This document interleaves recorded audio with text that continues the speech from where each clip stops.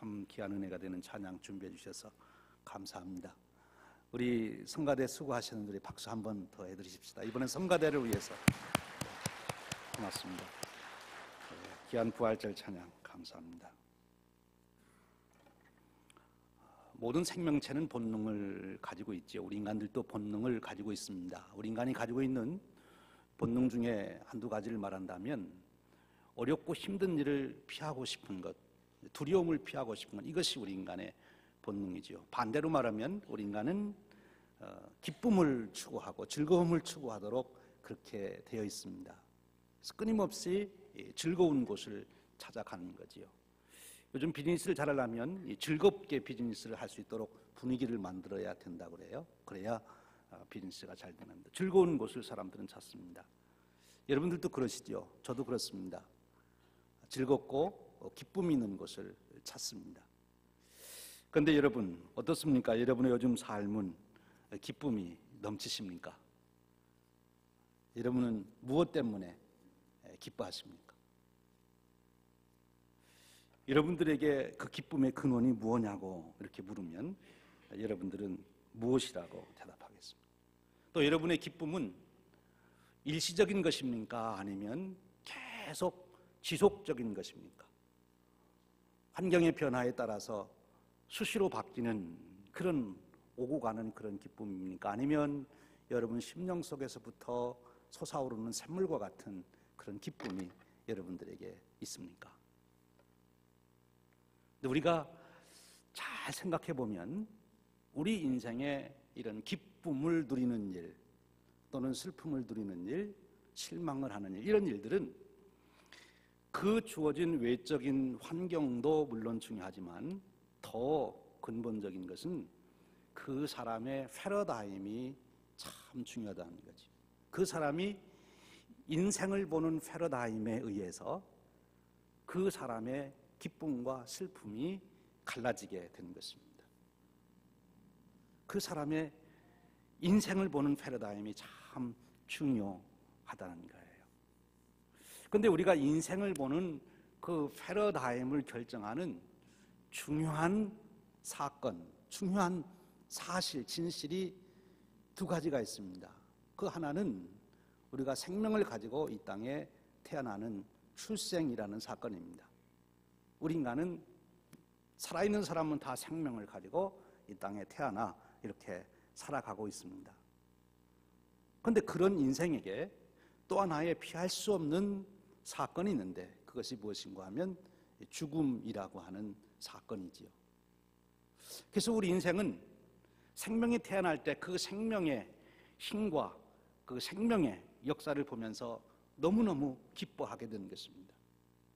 그런데 죽음이라고 하는 사건 앞에서 다시 인생을 보게 되면 과연 우리 인생은 무엇일까? 그 죽음이라고 하는 것이 우리 인생에 대한 새로운 시각을 갖게 만든단 말이에요. 그래서 죽음으로써 내 모든 존재가 소멸되고 없어진다 하는 것을 확인하며 사람들은 인생 무상이다 이렇게 인생을 보게 되는 거예요. 죽음 앞에서 내가 수고하고 노력한 이 쌓아놓은 모든 것이 죽는 그 순간 나하고는 아무런 상관도 없어지는, 아니 그토록 사랑했던 사람들과도 더 이상 관계가 없어지는 그런 현실, 그런 일을 경험하면서 우리 인간은 죽음 앞에서 인생 무상을 말하게 되는 거지요. 사실 그래서 우리는 죽음 앞에 절망하게 되고 그리고 모두가 죽음을 회피하려고 하죠.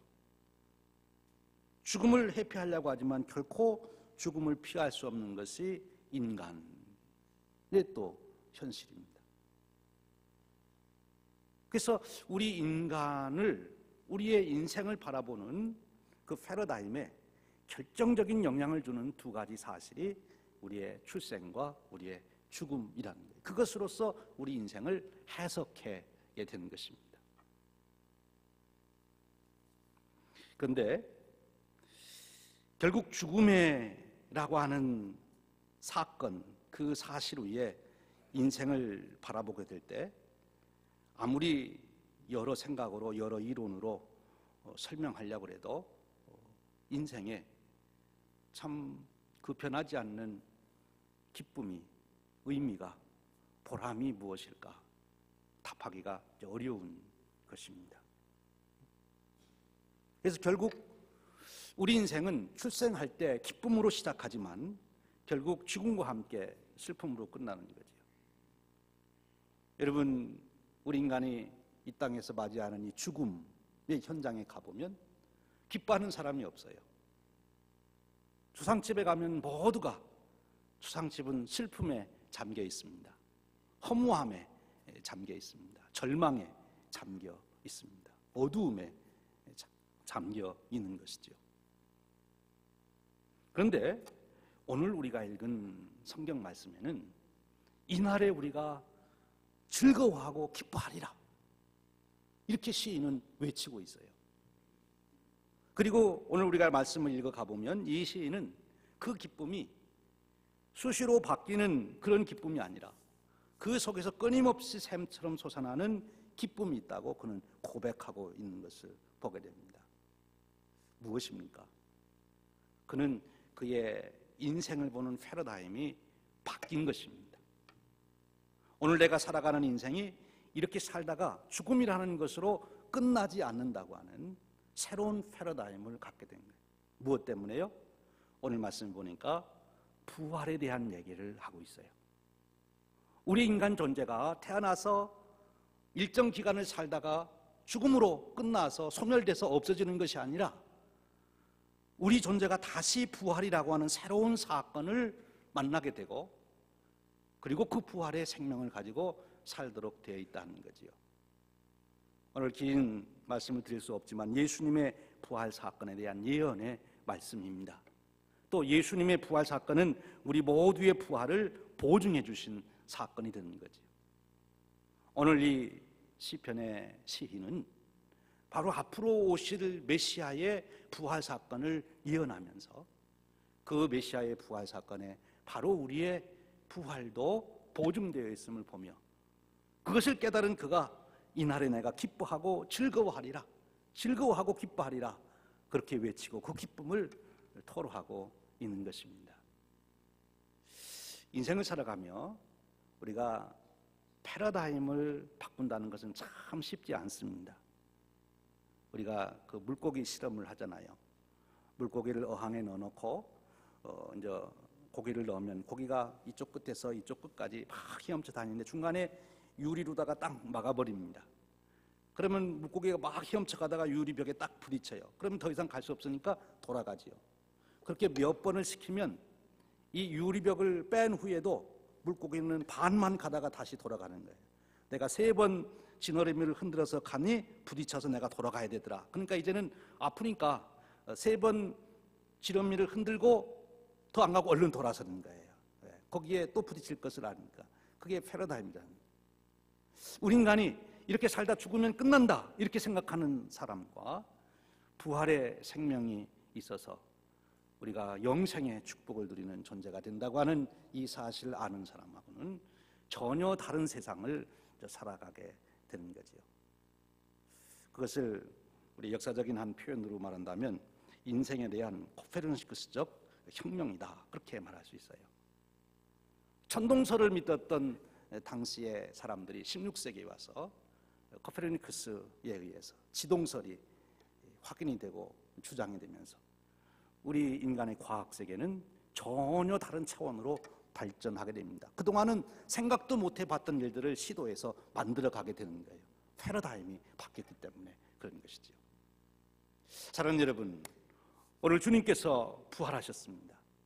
그런데 이 주님의 부활이 참 놀라운 것은 주님의 부활이 어느 날 우연히 일어난 그런 기적의 사건이 아니라 참 주님의 부활이 너무나 놀라운 것은 주님이 부활하시기 전 수백 년 전부터 700년, 600년 전부터 주님께서는 부활하실 것이다, 메시아는 부활할 거라는 예언의 약속이 있었던 거지요.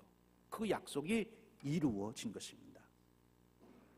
참으로 믿을 수 없는 이야기, 인간이 다시 죽었다가 살아난다는 것, 믿을 수 없는 이야기인데 오늘 이 시인은 그것을 믿음으로 바라보며 기뻐하고 있어요.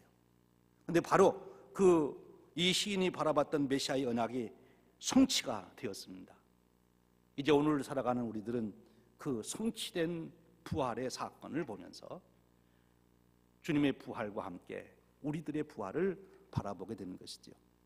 사랑하는 여러분, 이 아침에, 이 부활절 아침에 여러분들의 패러다임, 인생을 보는 패러다임 속에 내가 태어났다, 그리고 살다 죽는다, 그것이 전부가 아니고 부활이 있음을 믿으시는 그 패러다임 시프트가 일어나는 축복이 있으시기를 주님의 이름으로 축원합니다.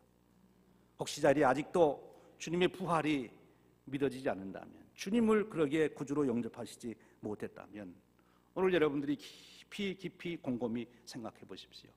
예수님이 사망의 권세를 이기시고 부활하셨다는 이 일이 사실인지 아닌지 생각하면 생각해 볼수록 그것이 사실일 수밖에 없음을 우리는 고백하게 되는 것입니다. 그 증거와 증인이 있기 때문에 그런 것이지요. 이미 부활신앙을 가지고 살아오시지만 바쁜 현실의 삶 속에서 그 귀한 진리를 잊어버리고 그저 세상 사람들 살아가는 것 따라서 함께 죽으면 인생이 끝인 것처럼 그런 패러다임 속에서 여러분들이 절망과 슬픔과 근심과 두려움이 있었다면 오늘 다시 한번 예수 그리스도의 부활로 인하여 보증된 우리들의 부활의 생명을 확인하고 확신하면서 다시 부활의 기쁨 속에 여러분들의 인생을 보는 패러다임이 다시 정렬되는, 정리되는 그런 축복의 날이 되시기를 축원합니다. 그럴 때 우리에게는 놀라운 즐거움과 기쁨의 삶이 계속되는 거예요. 아주 쉽게 표현하면 한 가지 이런 예가 있을 수 있어요.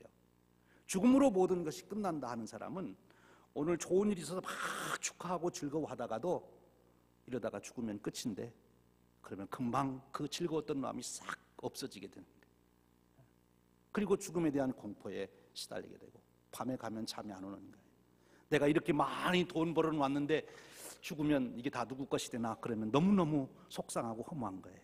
내가 절대 죽어야 되진 않겠다. 더더욱 내가 우리 신랑보다 먼저 죽으면 안 된다. 누구 존중시키냐. 이를 악물고 그렇게 되는 거예요. 죽은 것이 끝난다고 생각하는 사람. 아무리 내가 성공을 했어도 죽는 것으로 끝난다고 보는 사람은 이래도 내가 죽을 건데 그럼 뭐야 이게. 인생이 허무하게 되는 것입니다. 그런데 부활의 생명을 믿고 그 은혜를 누리는 사람은 심지어 좋은 일뿐만 아니라 오늘 내가 아주 어려운 일을 겪어도 이건 다 지나가는 일인데 이 또한 지나가리라. 내게 남아있는 것은 뭐예요? 부활과 함께 주님과 함께 누릴 그 영원한 영광이 내게 기다리고 있기 때문에 오늘 내가 겪는 이 것들은 모두 사소한 거예요. 시시한 거예요. 얼마든지 넘어갈 수 있는 거예요. 그러니 삶이 즐겁고 기쁘고 힘이 있을 수밖에 없는 것이지요. 똑같은 일을 경험하지만 전혀 다른 세상을 살아가게 되는 것입니다. 왜? 패러다임이 시프트 됐기 때문에 그렇습니다. 여러분, 죽음이 인생의 끝이라고 생각하는 패러다임 속에서 여러분들은 그 후에 우리에게 부활의 생명, 영생의 축복이 있음을 오늘 주님의 부활로 인하여 확신하시는, 그리고 그렇게 인생을 바라보시는 믿음의 축복이 있으시기를 축원합니다. 그래서 오늘 시인은 이날에 우리가 기뻐하고 즐거워하리라. 이날이 언제예요? 주님 부활하신 날이에요. 주님 부활해서 우리의 부활이 확증된 날이에요. 그래서 내가 이날에 기뻐하고 즐거워하리라 그렇게 외치고 있는 것입니다. 그런데 오늘 우리가 시편을 잘 살펴보면 이 시인은 기쁘고 즐겁다 이렇게 말만 하는 것이 아니라 그 기쁘고 즐거움을 구체적으로 세 가지로 잘 표현을 하고 있습니다. 그래서 그의 기쁨은 더 깊어지고 그의 기쁨은 더 커지고 그의 기쁨의 삶은 다른 사람들에게도 기쁨을 주는 영향력 있는 삶이 된 거예요. 그럼 이 시편의 시인이 이런 부활의 믿음을 가지고 그 기뻐하는 그 기쁨이 어떻게 나타나느냐, 오늘 우리가 본 그대로예요. 시편 118편은 말 그대로 시입니다. 찬양이에요. 찬양. 기쁨은 무엇으로 나타나요? 찬양으로 나타나요. 기쁨은 노래하게 되는 것입니다. 노래하는 거예요. 우리 마음에 기쁨이 있을 때 여러분도 모르는 사이에 콧노래가 나오지요. 저는 그렇게 한번 생각해 봐요. 정말 믿음이 좋은 성도의 모습이 무엇일까? 그것은 운전하면서 콧노래가 나오고 찬양이 나오고, 혼자 있을 때도 싱글벙글 웃고, 그리고 혼자 있을 때도 그 입에서 찬양이 나오는, 기쁨의 노래가 나오는, 그것이 성도의 모습이다. 왜? 그 안에 기쁨이 있기 때문에.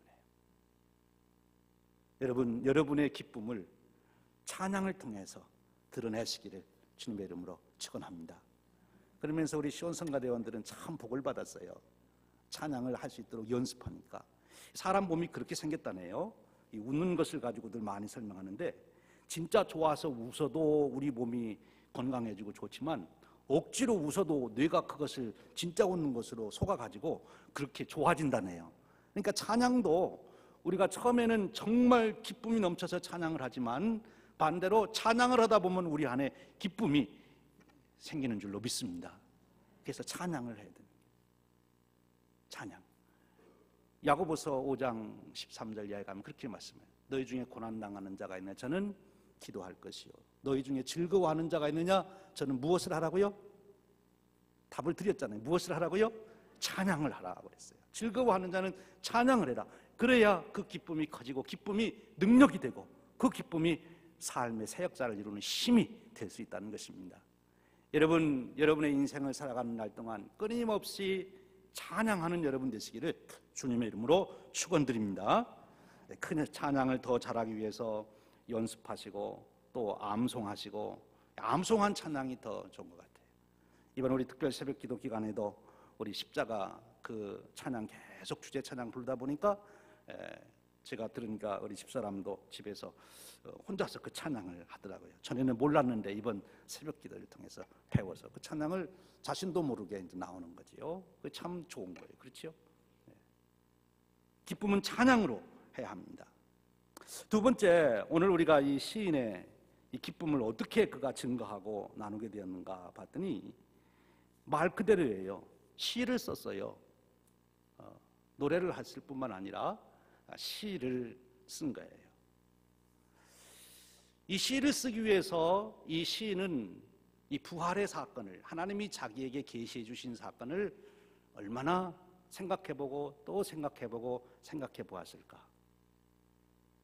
여러분들 중에서도 시를 좋아하시고 또 시를 직접 써보신 분이 계시겠습니다만, 시상이 금방 떠올라서 순식간에 다 쓰는 분도 있지만, 그러나 시 한 편을 제대로 쓰려면 얼마나 그걸 다듬고 또 다듬고 생각해보고 여기에 합당한 표현이 무엇일까 또 단어를 찾아보고 얼마나 그렇게 합니까? 그런 중에 그 시의 내용이 자기에게 아주 각인이 되는 거지요.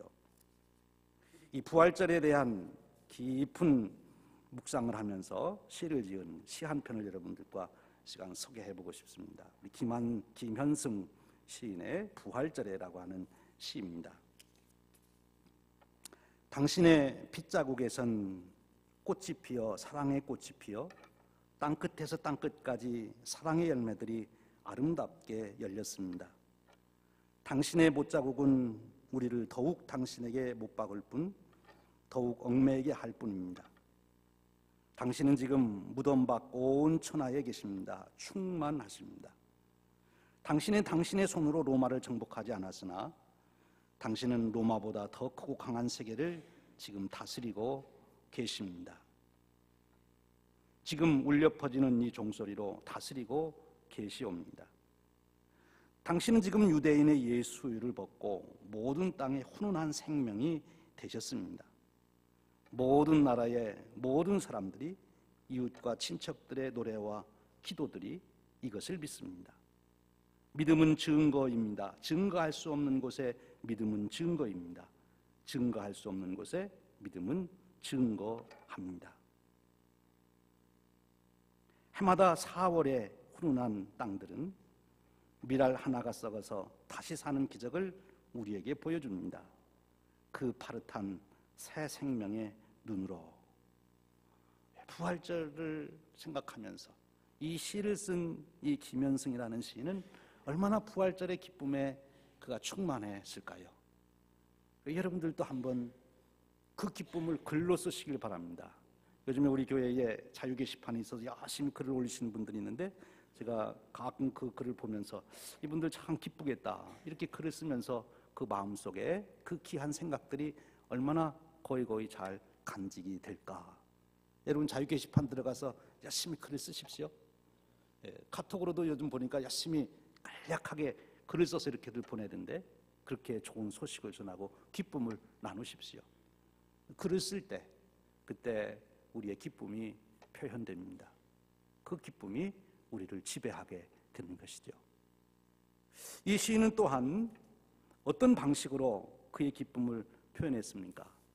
오늘 제가 여러분하고 꼭 나누고 싶은 방법이고 이것이 정말 우리의 기쁨에 기쁨을 더하게 하는 기쁨이 기쁨을 낳게 하는 기쁨의 삶을 살 수 있게 하는 방법입니다. 그 방법은 여러분들이 잘 알고 계십니다. 여러분들 기쁜 소식이 있으면 어떻게 하시나요? 기쁜 일이 생기면 어떻게 하시나요? 이것은 비밀이다. 그리고 나만 알아야지. 그리고 골방에 들어가서 혼자만 싱글싱글 웃고 그리고 나와서는 안 기쁜 채 그렇게 하십니까? 기쁜 일이 생겼어요. 자녀가 좋은 대학에 갔어요. 또 아프신 분이 건강을 회복했어요. 또는 비즈니스에 좋은 일이 생겼어요. 그런 일만 생겨도 여러분들이 어떻게 하십니까? 얼른 전화를 붙들고 카카오톡도 보내고 메시지도 보내고 전화도 하고 소식을 전하지요. 이런 일이 있다고 기쁘다고 외치는 것입니다. 기쁨의 소식은 전하도록 되어 있는 것입니다. 전해야 되는 것입니다. 여러분 부활의 첫 증인이 됐던 여인들도 예수님의 부활의 소식을 듣고 어떻게 하셨어요? 그들이 혼자 가서 아무에게도 말하지 마. 우리 주님 부활하신 것은 우리만 알고 있어야 돼. 이 놀라운 사실을 다른 사람에게는 절대 말하면 안 돼. 그러지 아니했어요. 그들은 가서 단숨에 달려가서 주님께서 부활하셨다 하고 그들은 그 기쁨의 소식을 전한 것입니다. 여러분 기쁨의 소식을 가진 자는 그거를 전파할 책임이 있는 줄로 믿습니다. 여러분들에게 작게는 일상에서 일어나는 좋은 일들을 묻어두지 마시고 가족들과 나누고 자녀들과 나누고 부모님에게 나누면 더더욱 좋고 친구들과 나누고 교우들과 나누고 특별히 오늘 주님 부활하신 이 부활의 놀라운 소식 그리고 그 주님의 부활의 복음 안에 내가 부활한다고 하는 주님과 영광 중에 내가 영영토록 그 영광을 누릴 것이라는 이 복된 소식을 비밀로 지키지 마시고 여러분 사랑하는 사람들, 소중한 사람들, 가까운 친구들에게 전파하시는 그 소식을 전하는 그런 축복이 여러분의 삶 되시기를 주님의 이름으로 축원합니다. 오늘 부활절을 맞이하여 우리가 인생을 보는 우리의 패러다임이 다시 잘 정돈되길 원합니다. 인생은 태어나고 죽고 그것으로 끝나는 것이 아닙니다. 생로병사가 인생이 아니에요. 거기에 부활이 있습니다. 이 부활의 사건 속에서 여러분의 인생을 다시 볼 수 있는 인생에 대한 패러다임 시프트가 일어나고 또 이미 그런 인생관을 가지고 있는 여러분들에게는 그것이 확실하게 정리되는 축복이 있으시기를 축원합니다. 그 기쁨을 오늘 여러분 찬양으로 누리시고 글로 써서 나누시고 그리고 사랑하는 자들에게 그 소식을 전하는 축복의 삶이 매일같이 새로워지시기를 주님의 이름으로 축원드립니다. 기도하겠습니다. 하나님 아버지 참으로 감사합니다.